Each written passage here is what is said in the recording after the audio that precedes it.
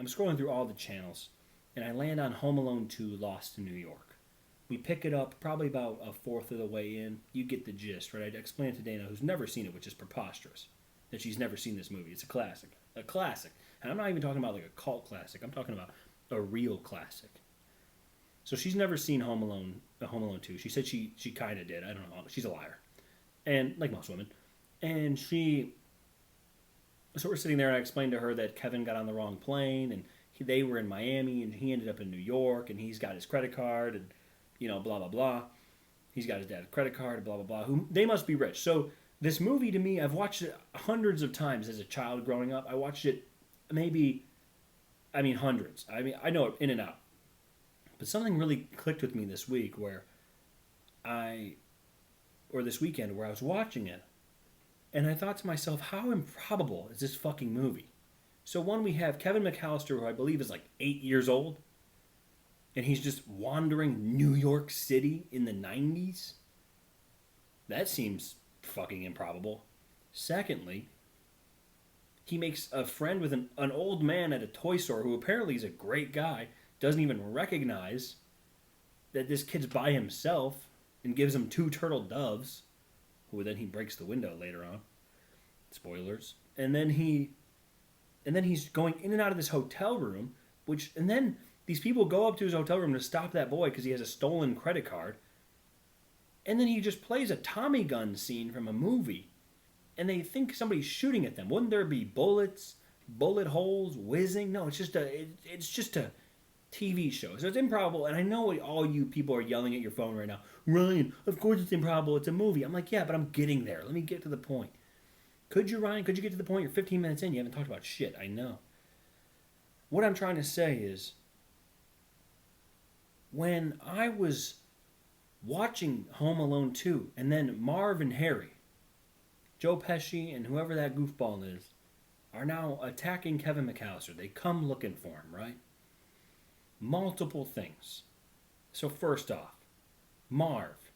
So Kevin's up on the roof of his uncle's house, which I assume must cost $20 million if it's in New York. It's a massive home they're renovating. They're in Paris, which is just a fucking miracle. And wait, that's not even the crazy part. The crazy part is Kevin is in the Central Park after running away from the hotel. He's in Central Park. Okay? There's nobody else around, I guess. There's just nobody in New York City, a city where there's gazillion people. He's by himself in Central Park. There's really nobody around. I guess there were some prostitutes he walked by, and they offered him need someone to read him a bedtime story. I was like, that wouldn't fly nowadays, but whatever. He meets a lady who's just the pigeon lady. Pigeons are just shitting on her. They're just shitting on her, and she's just walking around. And she helps him, and she goes, let's go find somewhere warm. I know a place. So now a homeless woman is now hanging out with an 8-year-old, and they somehow just skip to, they're above an orchestra. They're sitting now above an orchestra. How did they get there, is my first question. Second of all, now this homeless woman who found out her husband didn't love her, is now taking advice from an 8-year-old boy. And then like Batman, he's like, I gotta get going. It's getting pretty late. Dude, there must have been so many parts of this conversation that were cut out in the director's cut. There's gotta be a longer scene here. And he's now sitting. He's gonna get out. Like he's like, I gotta go. It's getting late. Go? You found her. She found you. And then you, what? It's getting late? No shit, dude. Where are you gonna go? You gonna go cause some mischief? Of course you are. And he stands in the window like Batman. How did they get up there? Where are they gonna go? Does he slide down a fire escape? Well, how did he even get up there? I know I'm thinking too much. Whatever. So then he goes and he busts the bad guys, the sticky bandits, at the toy store, robbing the toy store. He throws the brick through the window. They chase him to his uncle's house. They meet him outside the door. He's up on the roof. It's improbable that they survived this encounter. Okay? He throws bricks. Bricks. You know what a brick is. He throws a brick, and 4 bricks hit Marv in the face. 4 bricks crush him in the head. And at no point does he bleed. He just has some marks. If a brick came from 10 stories and crushed you in the face, he would have broken his whole fucking face. All right, so let's say, for example, it hit him perfectly 4 times and he survives. Okay? Let's say that's improbable. He then walks up to the door, yanks on the handle, it's attached to a string, of course it is, and he staple guns his butthole and his dick. Did you hear what I just said? He staple guns his butthole and his dick. So that's amazing.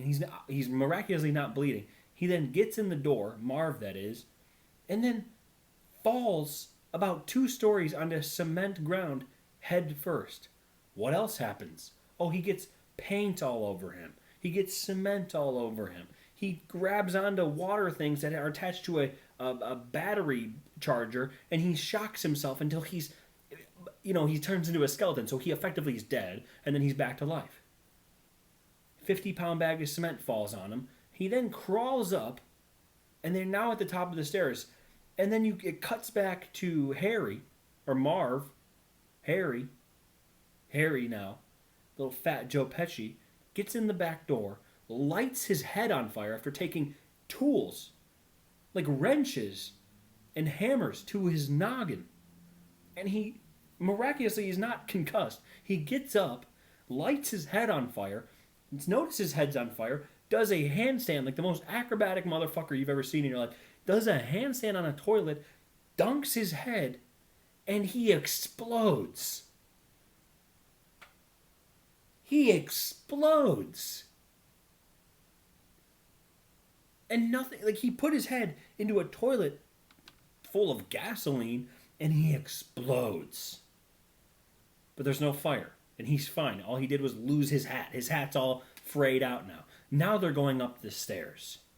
And they are wise to this. They're wise to his plan to throw paint cans on Rogue so they avoid the 2 paint cans. But what's coming next?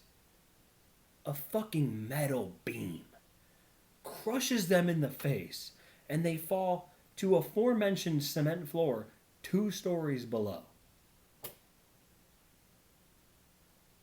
But they're miraculously not bleeding nor dead. They then crawl up, chase him upstairs, get crushed by a toolbox, which they miraculously don't die from that either. They make it to the roof. Okay? Kevin propels down a rope that is covered in kerosene. These 2 fucking goofballs get on the rope. He lights the rope on fire. They fall 3 stories and get crushed. What? I was astounded. I was astounded by I can't believe they didn't die.